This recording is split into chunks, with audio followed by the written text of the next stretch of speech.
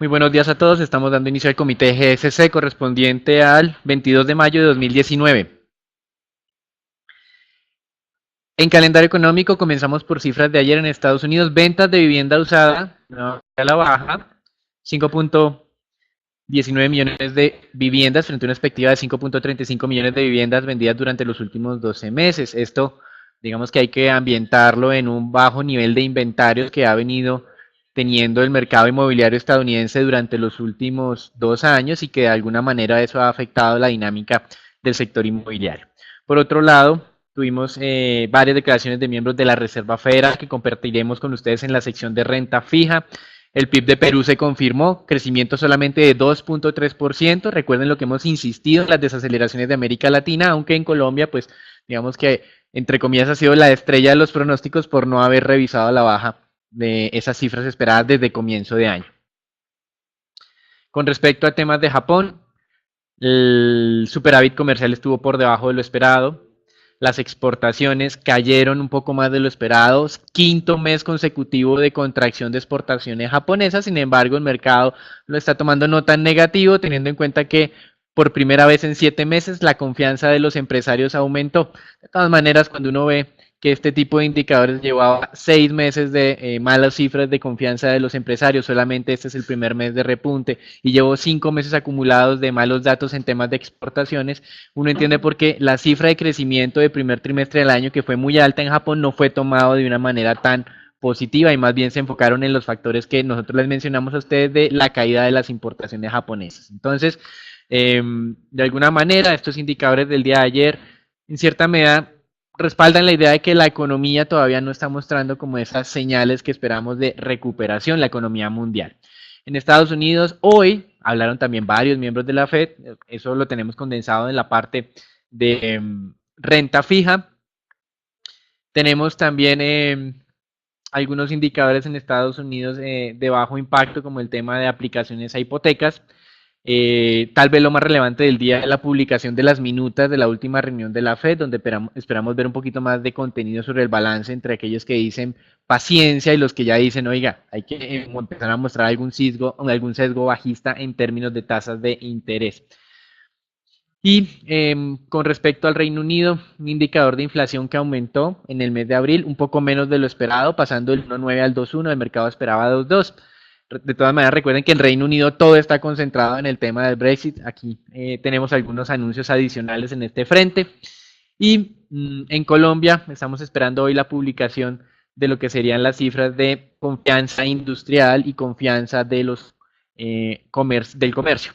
Con respecto a las cifras económicas, ya hablamos del tema de Japón. En China, el embajador de este país en Washington dicen que ellos están abiertos a reiniciar las negociaciones comerciales, pero que hay una dificultad porque dice que Estados Unidos cambia demasiado frecuente en términos de lo que está pensando y que eso ha generado la imposibilidad de avanzar en el acuerdo comercial. Recuerden que lo que nos dijeron hace 2 semanas los estadounidenses era que había sido China el que cambió lo que se había alcanzado como acuerdo previo. Y lo que están diciendo aquí los chinos no es que no es cierto, sino que fue que Estados Unidos cambió también mucho en lo que estaba exigiendo. El presidente de China, por otro lado, dice que, o convocó al pueblo a una larga marcha, que es una forma muy habitual en este país para decir que hay que estar todos unidos, y de alguna manera está dando el mensaje de que ellos pueden prolongar por más tiempo esta lucha comercial con Estados Unidos, que es algo de lo que nosotros hemos venido mencionando, y por eso decíamos nosotros ayer que todavía no tenemos mucha confianza de ese repunte del mercado accionario. Con respecto a Europa, Theresa May, primera ministra, sigue empecinada en que se haga la votación del Brexit. Eh, Le va a dar las facultades al Parlamento para que, en caso de que lo considere necesario, convoque un segundo referendo, que era una de las cosas que querían los laboristas y que ella rechazaba. También afirmó que de manera transitoria ese acuerdo contempla la posibilidad de tener una estrecha relación o una relación más estrecha con la Unión Europea de lo que representa un Brexit puro. Y esto también lo estaban pidiendo los laboristas, pero los laboristas dijeron, no, esto no es suficiente para nosotros, no vamos a dar el apoyo a Theresa May. Y también realizó Theresa May algunas garantías adicionales sobre el tratamiento de la frontera, pero tampoco eso ha sido suficiente para que el partido nacionalista no irlandés la apoye. Entonces, este nuevo intento de la primera ministra podría fracasar y sería Boris Johnson pro Brexit quien asumiría como la dirección del Partido Conservador y por ende sería el primer ministro. Y JP Morgan ya dijo, mi escenario, mi probabilidad para un Brexit duro aumentó de un 15 a un 25% entonces.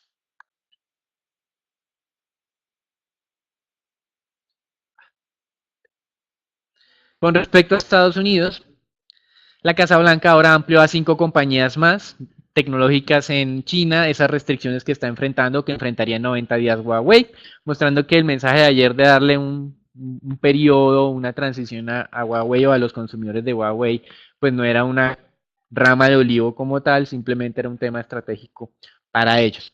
Y hoy obviamente ustedes verán los mercados otra vez reaccionan un poquito hacia la baja.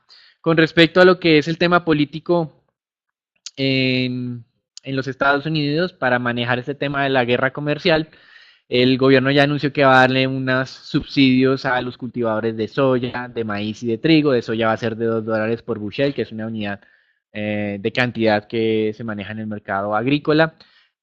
Cerca de 63 centavos por bushel de trigo y 4 centavos por bushel de maíz.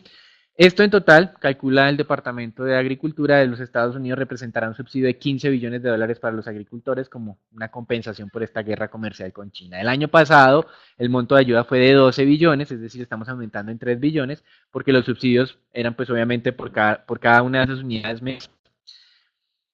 Y esta proyecto de infraestructura, que era uno de los programas de campaña del presidente Trump y que en teoría puede unir a los demócratas y los republicanos, ahora está siendo utilizado por el presidente Trump como su mecanismo de presión para los que los demócratas acepten y aprueben el Tratado de Libre Comercio con México y Canadá. Recuerden que cuando estaba en las conversaciones con China, eso estaba en el congelador, se le cayeron las conversaciones con China al presidente Trump, entonces sacó el tema del acuerdo con México y con Canadá, eliminó las aranceles al acero y al aluminio para mostrarse con Canadá amigable. Canadá dijo, vamos a acelerar la aprobación en mi Congreso. México ya hace algunas semanas había aprobado unas normas laborales para tratar de convencer a los demócratas. Y ahora lo que está diciendo el presidente Trump es, listo, yo ya tengo a Canadá alineado, a México alineado, tengo mi problema con China, obviamente. Necesito mostrar mi victoria en el tema comercial. Necesito que los demócratas me lo aprueben. Mi mecanismo para para presionar a los demócratas es mi plan de infraestructura que a ustedes les gusta. No lo voy a proponer en el Congreso hasta que ustedes me aprueben este acuerdo comercial con México. Entonces, pues nosotros ya sabemos que esto se va a demorar. Y en México los inversionistas están muy pendientes de cuáles serían las medidas que analizaron ayer la administración AMLO para darle más ayuda a Pemex, reducirle la carga fiscal, pues 40% de los ingresos del gobierno mexicano dependen de lo que haga Pemex. Entonces, recuerden que en algún momento anunciaron que le iban a liberar unos recursos de un fondo de estabilización, luego anunciaron que iban a ayudarle a refinanciar como 7 billones de dólares en deuda, pero que hasta ahí iban a llegar, los mercados no les gustó y ahora están viendo nuevas alternativas para ayudarle a Pemex, de alguna manera reconociendo que sus mensajes iniciales no estaban totalmente alineados con la realidad de la empresa. Mercados accionarios hoy, entonces como les manifestaba, el tema comercial sigue molestando y los mercados hoy pues reaccionan en Europa a la baja de cerca del 0.5%. Ayer el mercado accionario en Estados Unidos se valorizó 0.8%, pero hoy los futuros van bajando. Eso es todo por ahora, los dejamos con Raúl. Gracias, Daniel. El S&P el día de ayer mostró un leve rebote en línea con la recuperación, en línea con una mayor calma en cuanto a un entorno de las guerras comerciales, puntualmente luego de los plazos que le dio Washington a Huawei para comprar bienes norteamericanos hasta el 19 de agosto. El día de hoy los futuros retroceden teniendo en cuenta nuevas sanciones comerciales. Destacar que Estados Unidos podría incluir en su lista negra a una empresa de videovigilancia llamada Hikvision, esa es China. Esto limitaría la capacidad para comprar tecnología estadounidense y como tal podría generar mayores tensiones comerciales, ya que es una compañía importante para China. Los futuros el día de hoy retroceden teniendo en cuenta esta noticia, donde el S&P la jornada del día de ayer probó la media móvil de 50 días, pero no logró vulnerarla. En cuanto al dólar, el día de hoy el dólar se debilita levemente ante nuevas tensiones comerciales. El euro muestra un leve rebote medio de declaraciones de Mario Draghi, el cual culpa la fragmentación bancaria del bloque, de que los estímulos no tengan efectos como tal esperados en la economía y también ya se empieza a discutir acerca de su reemplazo ya que se sale a partir del mes de junio, donde cabe destacar que la lista es amplia para encontrar un reemplazo para Draghi. La libra esterlina se sigue debilitando y se aproxima a un nuevo mínimo del año, donde el nivel clave a monitorear está cerca de los 1.26 libras esterlinas, lo anterior generado por una incertidumbre del Brexit, donde May realizará una última apuesta para lograr un acuerdo antes de esa fecha límite y finalmente los mercados se mantienen a la espera de las minutas de la Reserva Federal del día de hoy. Los dejo con commodities con Daniel. Bueno, en commodities, mirando cómo vienen cambiando los balances en el mercado, nos ha llamado la atención un acuerdo que firmó Arabia Saudita con Estados Unidos para que Arabia Saudita le compre a Estados Unidos gas licuado. Y esto es por toda la revolución que se ha tenido con shale oil y shale gas. Por otra parte, los problemas de los rusos en ese oleoducto, porque estuvo contaminado y que generó esa menor, o ese menor suministro de Rusia al mundo, especialmente a Europa de crudo, pues no se han solucionado porque Polonia y Rusia no se ponen de acuerdo en la compensación que tiene que pagar Rusia a Polonia por esos temas. Y por otra parte, ya Irán está anunciando que en algunas semanas superará el límite que ellos tenían de enriquecimiento de uranio que establecía ese acuerdo de no proliferación nuclear al cual pues Estados Unidos decidió pues salirse con la administración Trump. De alguna manera Irán está mostrando que pues Europa no ha sido suficientemente efectiva para compensar los daños que ha tenido su economía y que por eso ellos están avanzando en sus planes de manera independiente. Estos dos factores de la producción rusa y de lo de Irán, en teoría, serían alcistas en temas de precios del WTI, pero como veremos, hay unos factores adicionales estructurales que les hemos mencionado a ustedes de manera insistente que limita esa posibilidad de incrementos adicionales. Eso es todo por ahora. Los dejamos con Raúl. Por el lado, por el lado de inventarios de crudo API se expanden sorpresivamente tanto crudo como las existencias de gasolina. Los inventarios de crudo se expandieron 2.4 millones de barriles, mientras que el mercado esperaba una contracción de 0.6 millones de barriles. Esto generó retrocesos sobre los precios del crudo en la jornada del día de ayer. Existencias de gasolina aumentaron sorpresivamente 0.4 millones de barriles y el mercado esperaba un descenso de 0.8 millones de barriles. Desde el punto de vista técnico, el crudo se mantiene sobre el nivel de entrada de compra, aunque según el indicador no ha confirmado que la tendencia es al alza y ha mostrado una lateralidad de alrededor de 3 semanas. Esto fue todo commodities y los dejamos con renta fija con Daniel. En renta fija hoy tendremos la publicación de las minutas, como mencionó Raúl. Estaremos muy pendientes entonces de ver esos balances dentro de la Reserva Federal. Por ahora recuerden que la paciencia es como la postura de la mayoría, pero que el mercado está buscando señales de sesgos bajistas.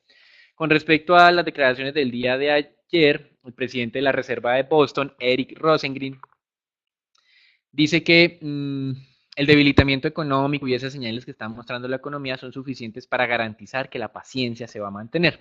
Por otra parte, para el presidente de la Reserva de San Luis, James Bullard, que decía que en algún momento de este año él veía un incremento de tasa, él dice que la realidad económica le está demostrando que tal vez se está diluyendo esa probabilidad de un nuevo incremento de tasa.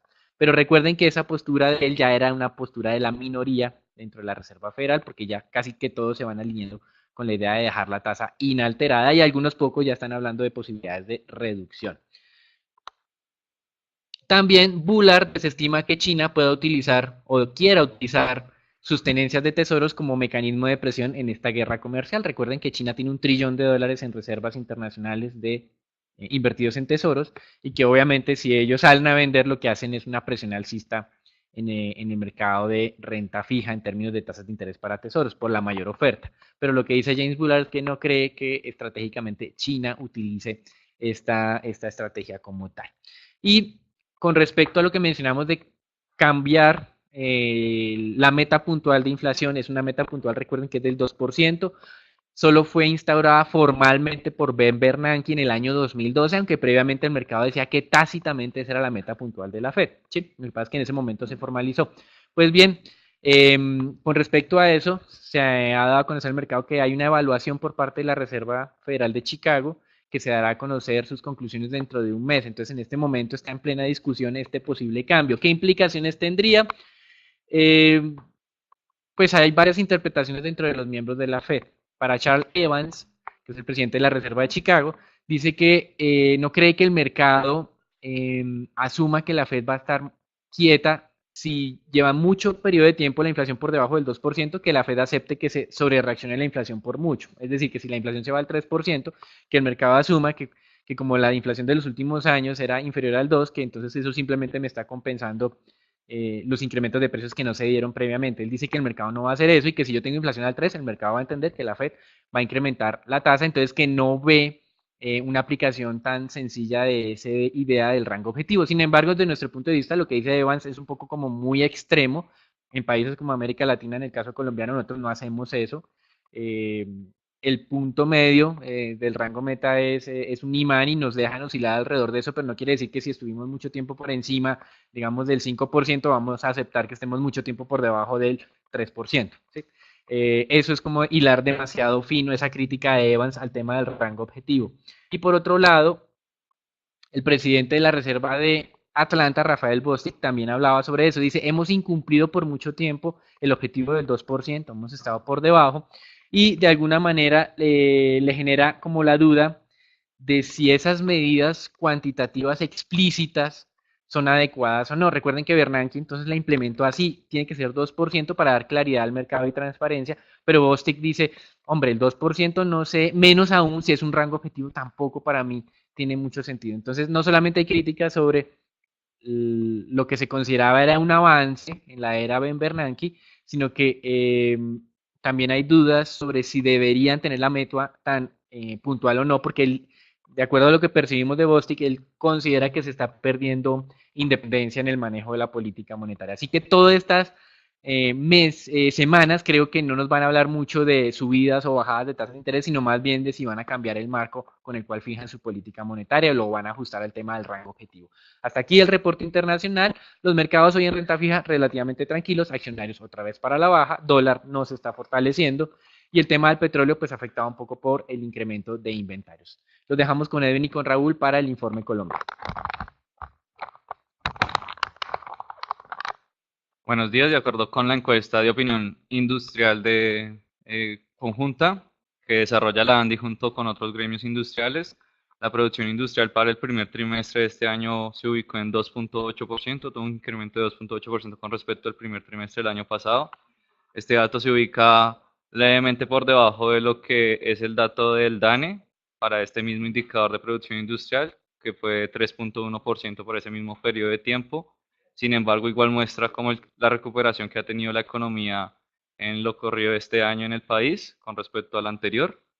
Y pues muy similar igual a lo que muestran los datos de producción del DANE y el PIB. Por otro lado, los rubros con mayores alzas fueron los de equipos de transporte y productos químicos, mientras que los de menores incrementos fueron el de refinación y coquización de petróleo. También por resaltar que los indicadores de la encuesta continúan registrando resultados positivos en la actividad manufacturera, con crecimientos en producción y ventas, una mayor utilización de la capacidad instalada que ahorita se ubica en 81.8% por encima de lo que ha sido su media histórica. También unos incrementos en pedidos y los inventarios en buenos niveles y un clima para los negocios favorables. Entre los riesgos que ven los encuestados se ubica la menor demanda, lo cual pues no se ve como tal reflejado en lo que fue el dato del PIB, que pues el consumo de los hogares fue la que mayor impulso tuvo. Eh, pero pues digamos que de pronto como es una encuesta también el tema político y esto puede generar ruidos.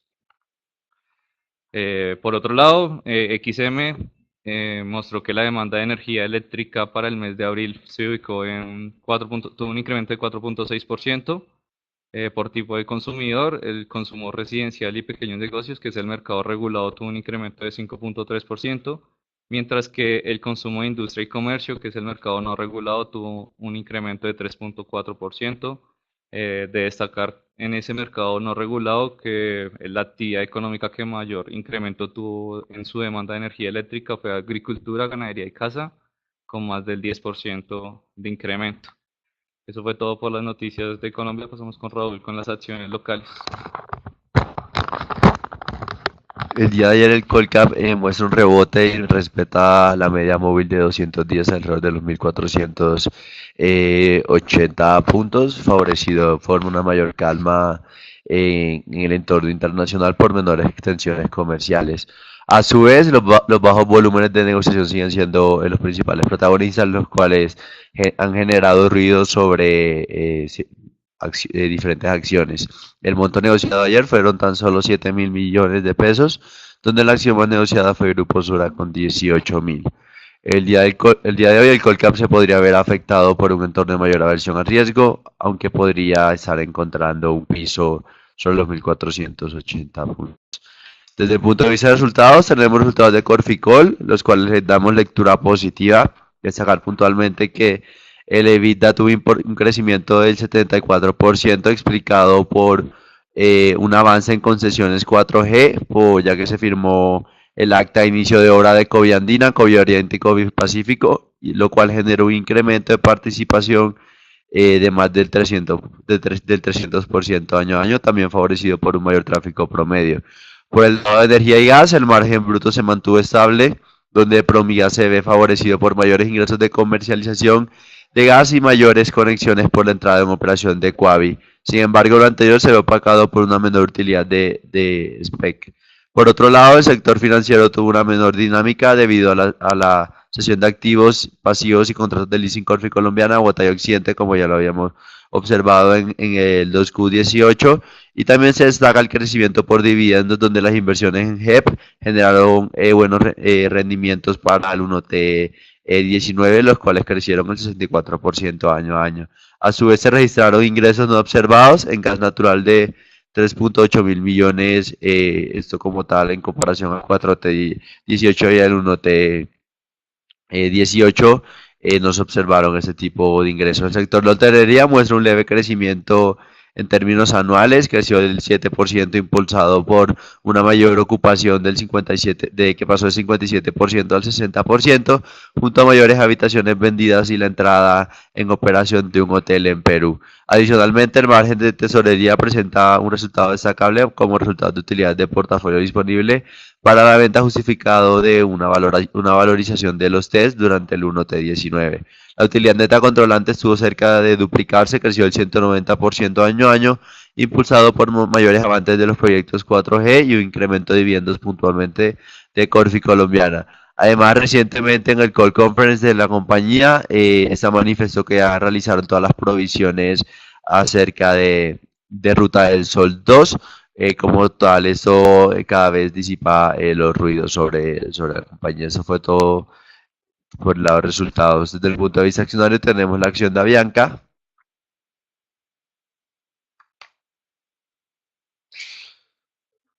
la cual mostró un rebote el día de ayer, principalmente por especuladores en el ADR. Destacar principalmente de Avianca que el día de ayer también se anunció un contrato con Terpel de dos contratos de suministro para sus aviones, tanto de rutas locales como internacionales, de 1.3 billones de pesos. Eso como tal lo que generaría es menor volatilidad y menor exposición ante las fluctuaciones de los precios del crudo. Por otra parte, en una entrevista con Blue Radio, Germán Efromovic mencionó ciertos puntos. Uno era que, como el mercado lo esperaba, United no tiene interés ahora de tomar control sobre la compañía, y a su vez la regulación norteamericana también le impide tener operaciones fuera de territorio norteamericano. Esto como tal, mencionó que están haciendo ahora un waiver, a pesar de que están incumpliendo las condiciones, no se va a observar un cambio de control. También el presidente de la compañía manifestó que el foco de la compañía es buscar una renegociación de la deuda para poder lograr una reestructuración de esta y poder, donde estima una recuperación de este difícil momento entre unos 3 a 5 años. También por otra parte, sí, ratificó que mantendrá la disminución de CAPEX y de inversiones y también los aplazamientos de arrendamiento para poder cumplir con sus obligaciones. Desde el punto de vista técnico, consideramos que el piso o la recuperación de la acción dependerá principalmente de la refinanciación de la deuda, donde consideramos que todo este liability management que la Junta Directiva aprobó, como tal no tenemos claridad de cómo lo van a realizar. Y por otra parte tenemos la acción de grupo de preferencial aval,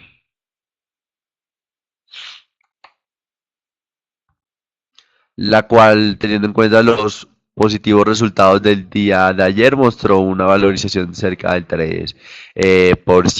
Esto favorecido por mayores ingresos por parte de Colfi Colombiana, una mayor dinámica de la cartera, una disminución en provisiones y un buen comportamiento de Nicaragua, el cual le ha dado un efecto diferenciador en Centroamérica, a diferencia de Bancolombia, que se vio levemente afectado por la parte de Centroamérica.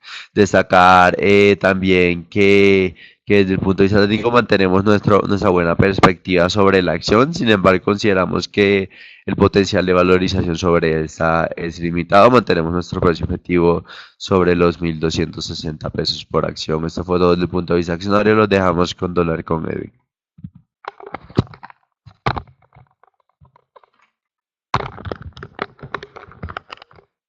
El peso colombiano descansó el día de ayer luego de 3 jornadas de depreciaciones, cerrando en 3.342.95 pesos por dólar, cayendo así 0.26% con respecto a la jornada anterior, con un monto de negociación importante de 1.218.8 millones de dólares.